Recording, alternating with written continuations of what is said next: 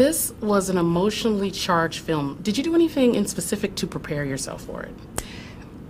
Yeah, a lot. And most of it was researching the time period and becoming more aware of, you know, what daily life was like in Jackson in the early 60s. That felt pretty important. Although as the movie goes on, Skeeter learns more and more. You see how little she knows about the time period, just because of, you know, what area she was in and what kind of how she was raised. So yeah, it was interesting. It was definitely learned a ton that I'm so happy now personally to know. Now, what drew you to the role? The story, to be honest. I mean, so much of the time you read a character and you're like, great character, story, you know, but this part would be the best. This was like, wow, this story is the greatest thing ever.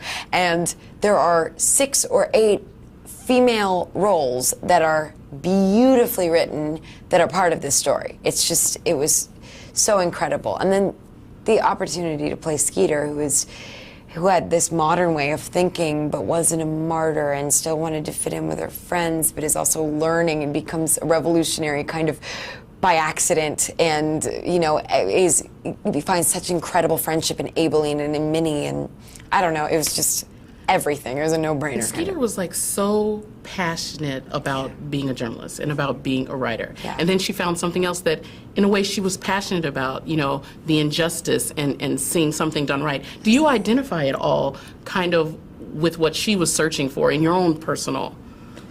With finding something to identify with and yes, and finding something strong. to be as strong and passionate Absolutely, about. and I think that I'm just finding those kinds of things now, which is funny because I'm the same age that Skeeter was yes. in the story. So it's just kind of like, you know, I'm starting to realize the things that I'm really, you know, that I think those things that need to be changed, or those things that I feel like an advocate for in my head, but I can't really speak out on yet because I'm still learning and want to grow and see what my opinions are on things. It's, yeah, absolutely. I can feel that growing every day.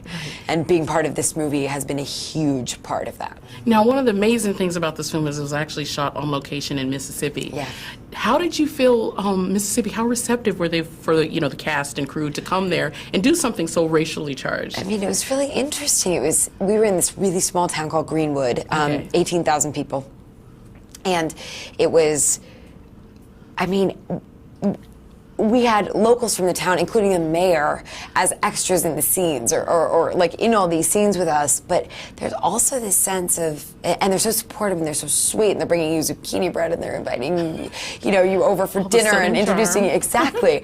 But there's also that sense of history and how recently all of this happened. And being on the Tallahatchie River, 6 miles from Money, Mississippi, where Emmett Till's body was found, and you know, being near Indianola with the birthplace of the White Citizens Council, and you're there, and you can feel the history and that it was so recent, but at the same time, you know, so much has changed and hasn't, and it was just, you could not make this movie anywhere else. I can't even imagine shooting it anywhere else in the world.